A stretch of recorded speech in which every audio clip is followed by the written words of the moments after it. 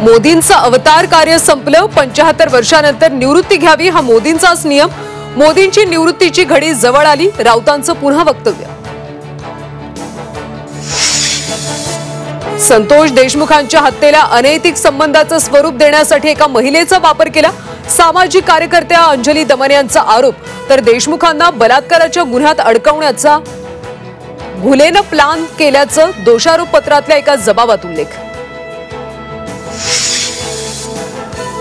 सुरेश धस आणि आमचा काही संबंध नाही, राजकारणामुळे आम्हाला अडकवलं जात असल्याचं सतीश भोसलेच्या पत्नीचं वक्तव्य। राज ठाकरेंच्या आदेशानंतर मनसैनिक ऍक्शन मोडमध्ये, मनसेनं ठाण्यातल्या स्टेट बँकेच्या शाखेतले हिंदी फलक काढले, मराठीत फलक लावण्याची मनसेची मागणी।